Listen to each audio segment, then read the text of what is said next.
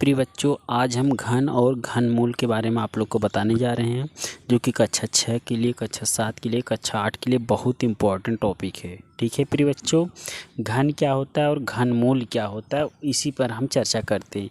पहले आइए एक छोटे से उदाहरण के द्वारा हम घन को जान लेते हैं, फिर एक उदाहरण के द्वारा घनमूल को भी जान लेंगे। ठीक है प्रिय बच्चों, आइए देखते हैं घन क्या होता है। पहले हम घन के विषय में को बताने चल रहे हैं। ठीक है, देखिए घन, जब घन आ जाए, जैसे कोई संख्या लिखा जाए, कह दिया जाए इसका आप घन बताइए। जैसे हम कह दें 2 लिखा है, इसका आप घन बताइए, तो इसकी पावर आप क्या कर देंगे 3। इसका मतलब होता है 2 का गुणा आप ऐसे 3 बार कर दीजिए, जो आएगा वही क्या हो जाएगा, घन हो जाएगा।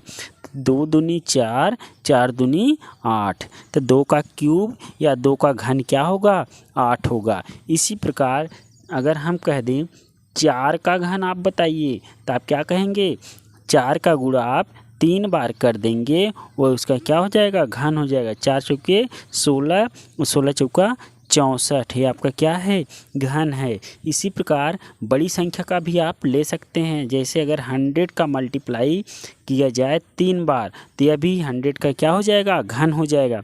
जैसे 100 का गुणा 1 बार, 2 बार और 3 बार कर दिए। इसका गुणा करना बहुत आसान है। 1 का गुणा चाहे जितनी बार करो 1 ही होगा, 1 लिख दीजिए।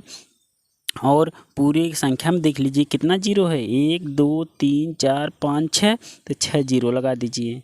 ठीक है प्रिय बच्चों, ये आपका हो गया 100 का घन। तो घन निकालने आप लोग को आ गया होगा हमारे ख्याल से।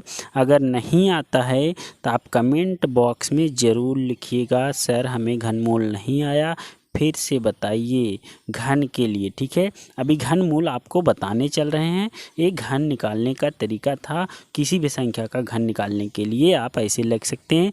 जनरल में अगर कहें, सामान्य रूप से कहें, तो ए कोई संख्या है, इसकी पावर 3 है, तो आप इसे लिख सकते हैं ए गुणे ए 3 बार। ठीक है प्रिय बच्चों, यही होता है घन निकालने का सूत्र या फार्मूला। ठीक है प्रिय बच्चों, अब आइए हम आप लोग को घनमूल निकालने के लिए बताने जा रहे हैं। ठीक है, आपका अब हेडिंग है घनमूल, इंग्लिश में हम कहते हैं क्यूब रूट, जैसा कि टॉप ऑफ द पेज पर लिखा गया है।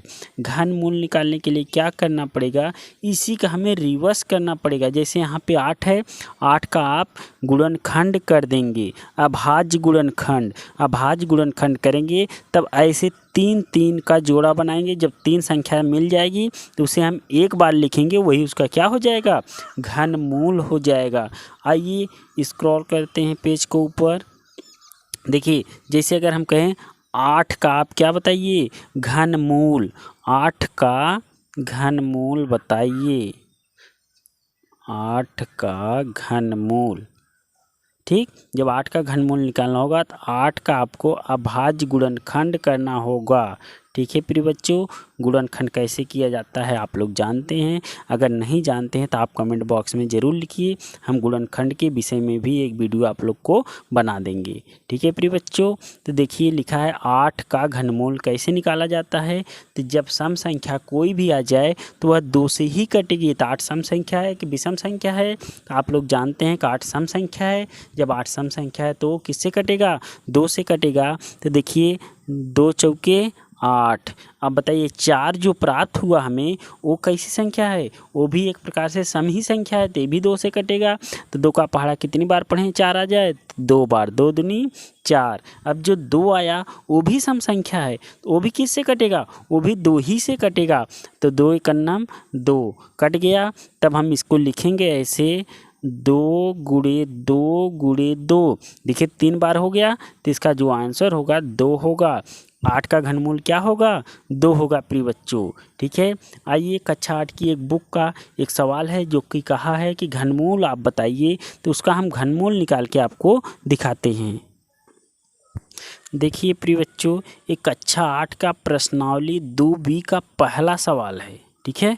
पहला सवाल कह रहा था घनमूल बताइए, तो हमने उसको हल करके आपको दिखाने चल रहे हैं। लिखा है 2744 का घनमूल निकालिए।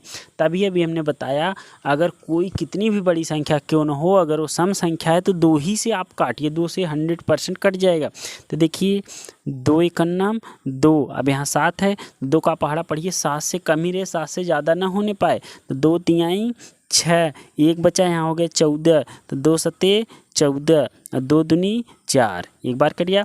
अब देखिए जो 1372 आया है वो भी सम संख्या है। जब ए भी सम संख्या है तो ए भी किससे कट जाएगा, ए भी 2 से कट जाएगा। तो आप 2 से काटेंगे, 2 छंग 12, एक आया हो गया 17, 2 अठे 16, अब यहाँ बचा था 2, 2 एकन्नम 2। सॉरी प्रिय बच्चों, अभी 2 अठे 16 हुआ, तो एक यहाँ हासिल बचा था, हो गया 12, तो 2 छंग 12, यहाँ लास्ट में क्या आएगा 6 आएगा। ठीक है। अब देखिए लास्ट में 6 आया तो ये भी सम संख्या है।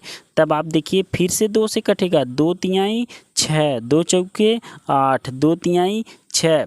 अब यह संख्या जो है 2 से नहीं कटेगी क्योंकि यह सम संख्या नहीं है, यह विषम संख्या है। तब आपको इसे देखना पड़ेगा आखिर ये किससे कटेगी।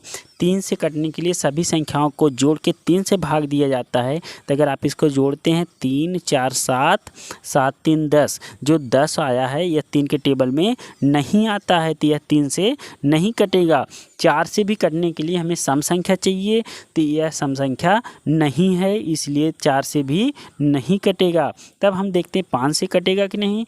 5 से कटने के लिए हमें इसका इकाई अंक 0 या तो 5 होना अनिवार्य है, न तो इसमें 0 ही इकाई अंक है, न ही 5 है, इसलिए 5 से भी नहीं कटेगा। और 6 से कटने के लिए क्या कंडीशन है, जो संख्याएं 2 से और 3 से कटती हैं वही संख्याएं 6 से कटती हैं। यह संख्या न तो 2 से कटे रही है न तो 3 से कट रही है, इसलिए यह 6 से भी नहीं कटेगी। तब हम 7 से इसी को कट करेंगे, 7 से कट जाएगी। देखो 7 चौके 28 और यहाँ बचा 6, मिला दिया 63, तो 7 नवाई 63, फिर 7 सते 49, फिर 7 एकन्नम 7, कट गया प्रिय बच्चों। अब आइए देखिए क्या क्या बचा है। देखिए 2 3 बार आया है, 7 भी आपका 3 बार आया है, तो एक बार लिख दो। तो क्या लिखेंगे, 2 गुणे 7 बराबर कितना हुआ 14। अगर आप ये जो आपका सवाल कहा था 2744 का, 2744 का आपने जो घनमूल निकाला कितना आया 14। ठीक है प्रिय बच्चों। अभी 14 का 3 बार आप जैसे यहाँ पे निकाल रहे थे, जैसे 14 का पावर 3 करें या 14 गुणे 14 करें, इसका मतलब 14 का घन निकालें, क्यूब निकालें तो 2744 ही आएगा प्रिय बच्चों। इस वीडियो में इतना ही। आगे और वीडियो देखने के लिए हमारे चैनल पर बने रहिए। धन्यवाद प्रिय बच्चों इस वीडियो को अंत तक देखने के लिए। अगर वीडियो अच्छा लग रहा हो तो लाइक करें, सब्सक्राइब करें और अपने प्रिय मित्रों के साथ शेयर करें, ताकि वो लोग भी घन और घनमूल निकालने का तरीका आसानी से जान सके। धन्यवाद प्रिय बच्चों।